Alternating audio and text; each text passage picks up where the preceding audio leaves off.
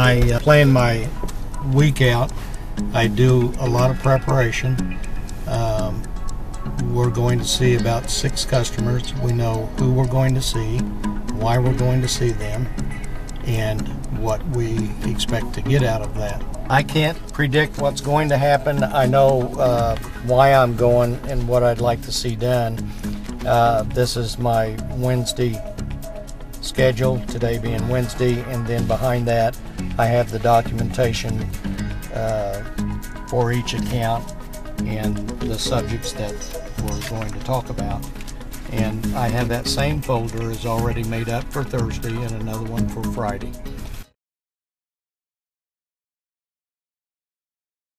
Is there any involvement with Cascade yet on this?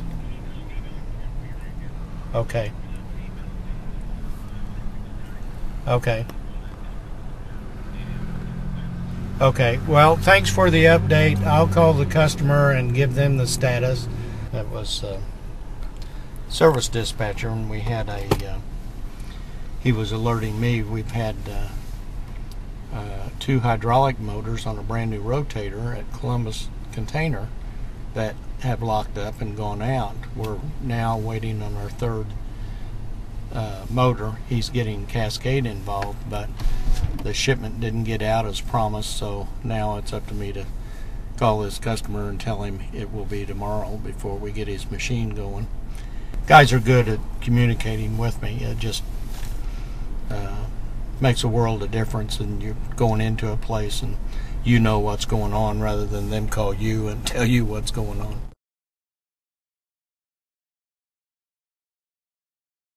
Call we just got from the office. That's something I have to write down, contact this guy, and now he's going to be on my schedule somewhere tomorrow. We will work him in. This is one of the places that I'm able to avoid the lobby deal and come to the back door and get in, do the business. Good. We're at a company called Freudenberg NOC, based out of Ohio. This is a guaranteed maintenance account. There are non-guaranteed maintenance units, which are basically electric pallet trucks, and the customer got a bill for a PM that he thinks should be covered by guaranteed maintenance. So I'm bringing him an updated list that I keep in my system, which I've given him before, to list all the trucks, which ones are time and material, which ones are GM. So it's going to be a little memory refresher for him.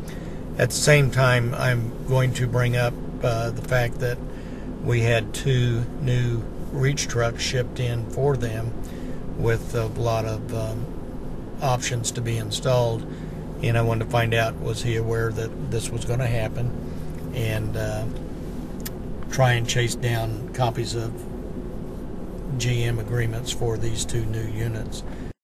Well, we have discussed with Rex his issue about a PM billing. I gave him a copy of the fleet listing, identified the truck in question to be a time and material truck, so he's going to pay our bill.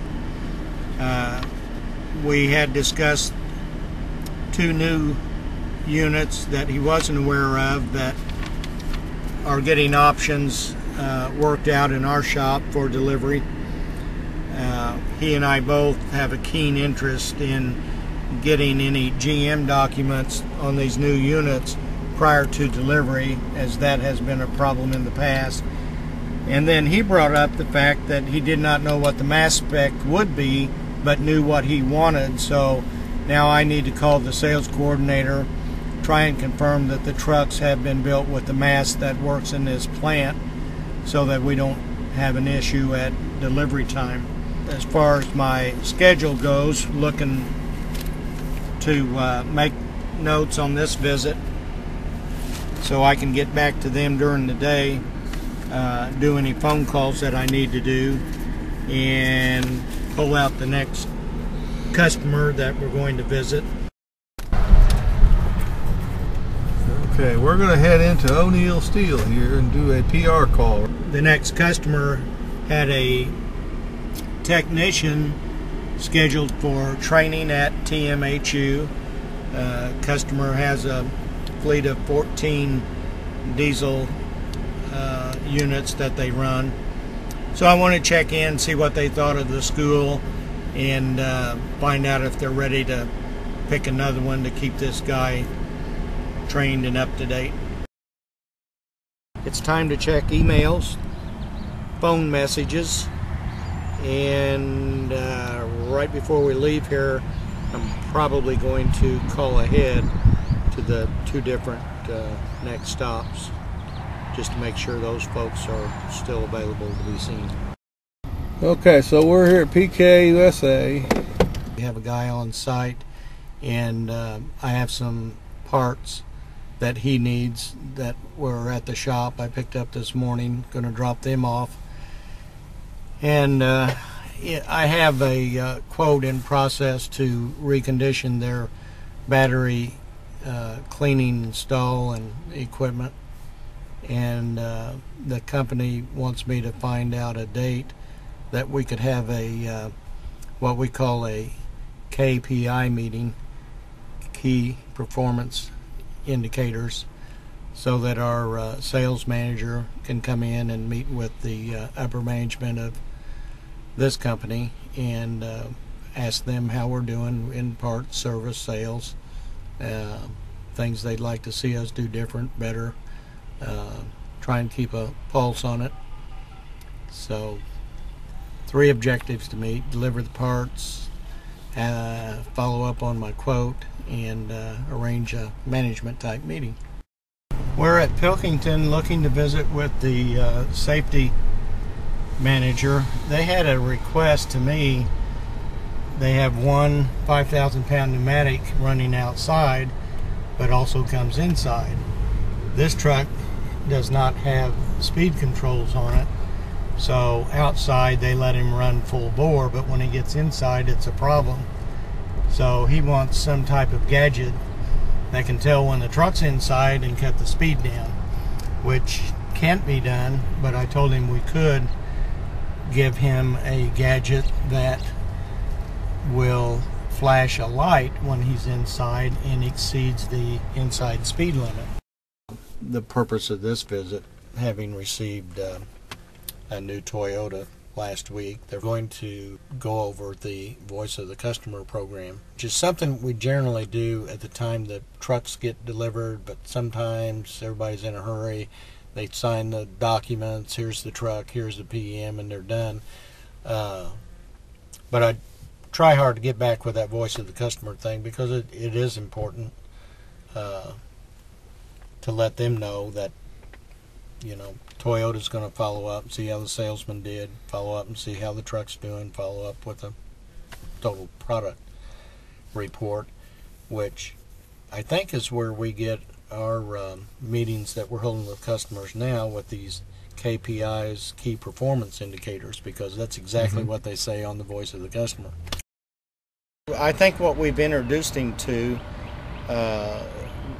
was something a lot of people are not aware of, particularly in buying material handling products, that Toyota as a corporation has a program. They expect their dealers to make the customers aware that there is a VOC program, the things that are measured on it, and what actions could actually happen with that customer's input, whether he satisfied or very satisfied, you know, we're all happy and we go on, but where there are some nuisance things or expectations weren't met, those things are addressed at the very top of the corporation and expected to be resolved with the customer. Well, here we are, Chuck. We're at Right Way Fasteners, and we're going to deliver these clear caps. We have clear caps for all 17 trucks. We have IC trucks that these caps are made to fit. We have one 7FBE unit that I will sell him one that he'll modify, and then 3 for each truck. So delivering about 4 a week, and this is the second delivery of them.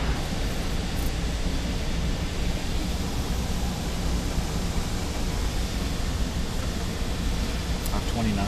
Yep. Getting away from us. I know. Making our notes, who've we seen, what we've gotten out of the way, and find out who our next client is to see, which I believe will go to Sunlight America. That's interested special bin retainer modification or attachment.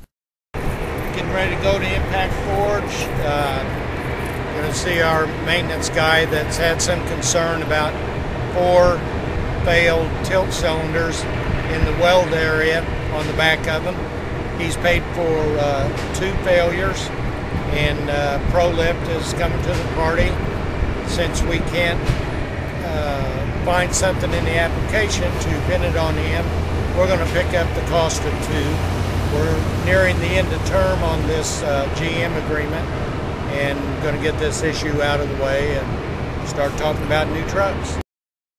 Well, we've completed the visit at Impact, but it came to mind, I wanted to relay to you and see if you see the same thing I do, Bill, that the job that I'm doing now is as pleasant as it gets.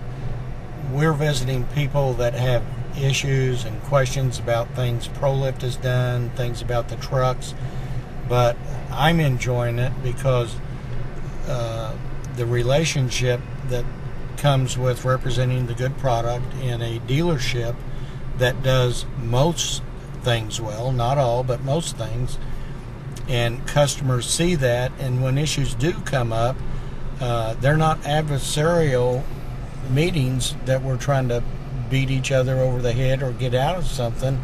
We find the problem and figure out what the fix is, whether he's paying or I'm paying, and that just creates that relationship. These people it's like working with friends, and I don't think you can beat it in any other job. Okay, ready to pay a visit to Nagakura. This is one of those accounts that the people at the lobby is going to ask me if I have an appointment, so I'm going to call my contact, see if I get him to answer the phone. Number 1, make sure he's here. Number 2, be able to tell them, yeah, I just talked to him, so I can get in the door. We are headed to Richardson Molding Company. They own 1 Toyota stand-up truck. The rest of the fleet is Crowns. Have tried to get their service business, but unable to get them unhooked with OKI, even though they've been upset with them before.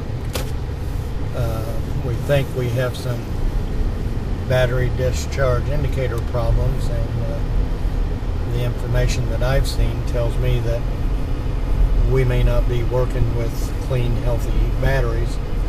Convinced the customer to let us have our guy come in and check batteries. He did that yesterday. Not only did he check the 2 batteries that were being used supposedly only on the Toyota, the operator had explained that some days she has to grab a 3rd battery, which comes normally to be used for one of the Crowns. Anyway, in his inspection, he found that all the batteries have problems, some more serious than others. Batteries that meant for the Toyota, at least one was completely dry. And then there's gravity and voltage relationships that's not in line.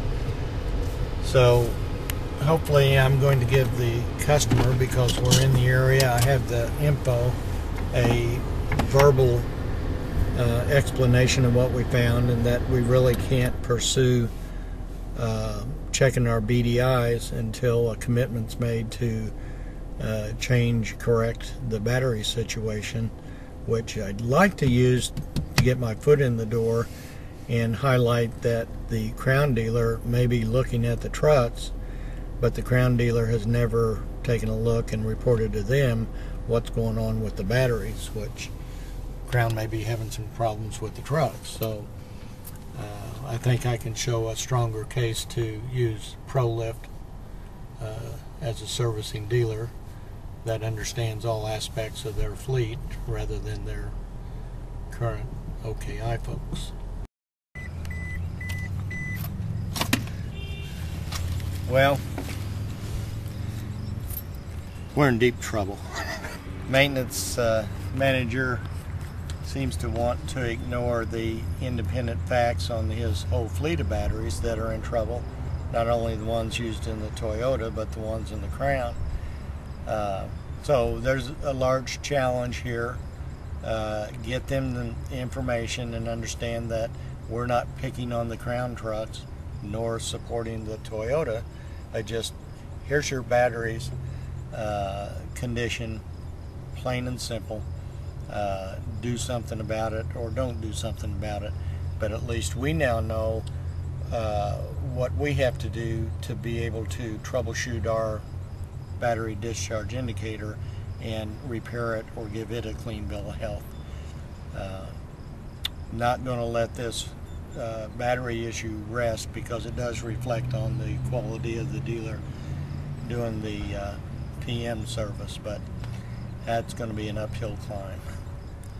The only other thing I picked out of the thing, might have an opportunity, speaking with Mary, the purchasing agent, that to get some information to the plant manager. He seems to have some concerns too, but maybe Dave is influencing him that it's the truck and not the battery. So if my report actually gets to him on the batteries, we might be able to work it from the top down.